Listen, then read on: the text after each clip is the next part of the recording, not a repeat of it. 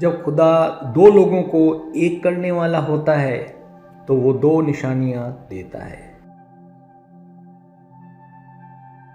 یہ ایک مشہور اور حکمت بری بات ہے جو اکثر محبت اور تعلقات میں خدا کی طرف سے کسی کا راستہ ملنے کا اظہار کرتی ہے۔ اس کا مطلب یہ ہوتا ہے کہ اگر اللہ کسی کو دو لوگوں کو ایک کرنے کا ارادہ کرتا ہے تو وہ دو چیزیں ان کو دیتا ہے۔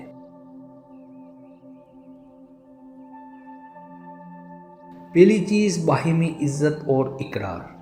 عزت کا مطلب ہے کہ دونوں افراد ایک دوسرے کی فیلنگز، سوچ اور جذبات کا احترام کرتے ہیں۔ یہ عزت صرف الفاظ تک محدود نہیں ہوتی بلکہ ہر عمل اور ہر فیصلے میں ظاہر ہوتی ہے۔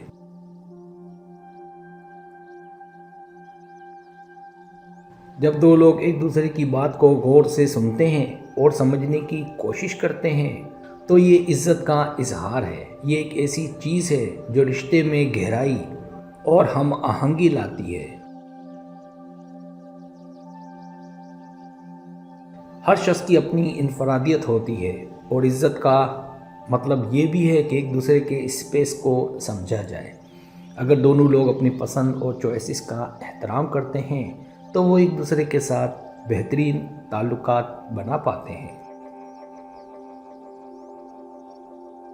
باہمی عزت کا ایک اور پہلو یہ ہے کہ دونوں افراد ایک دوسرے کے جذبات کو سمجھتے ہیں اور ہر حال میں ایک دوسرے کی مدد کرتے ہیں۔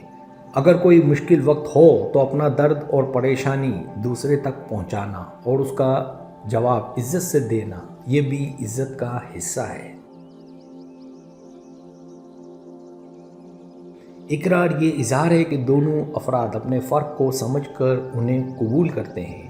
ہر شخص کی اپنی منفرد خصوصیات ہوتی ہیں اور ان کو اپنی تعریف اور تنقید کا حق ہوتا ہے۔ یہ قبولیت ہر فرد کو اپنی مکمل شخصیت کے ساتھ ایک دوسرے کے ساتھ جینے کا موقع دیتی ہے اور رشتے میں ایمانداری اور اعتماد بڑھتا ہے۔ اختلافات کے باوجود دونوں افراد ایک دوسرے کی بات سمجھنے کی کوشش کرتے ہیں جو انہیں بہترین رشتے کی طرف لے جاتا ہے۔ دوسری چیز امتحان اور مشکلات۔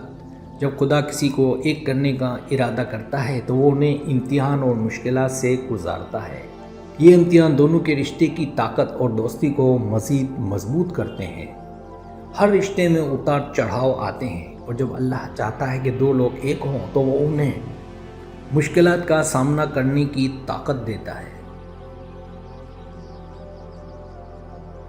یہ مشکلات اکثر رشتے میں جو انہوں نے سوچا نہیں ہوتا اس کا حصہ بن جاتی ہے۔ مثال کے طور پر جاب کا بدلنا، مالی مسائل یا خاندان کے مسائل کا سامنا۔ اگر دونوں مل کر ان مشکلات کا سامنا کرتے ہیں تو ان کا بندھن مضبوط ہوتا ہے۔ جب دونوں افراد مشکل وقت میں ایک دوسرے کا ساتھ دیتے ہیں تو یہ ان کے عزم اور ایمان کو ایک دوسرے کے لیے مزید مضبوط کر دیتا ہے۔ یہ امتحانات ان دونوں کو ایک دوسرے کے لیے مزید محبت اور اہمیت دینے کے لیے مجبور کرتے ہیں۔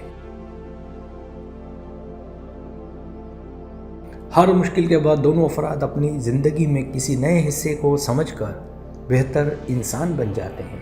جب اللہ دونوں افراد کو ایک کرنے کا ارادہ کرتا ہے تو انہیں امتحان کے ذریعے زیادہ صبر اور برداشت سکھاتا ہے۔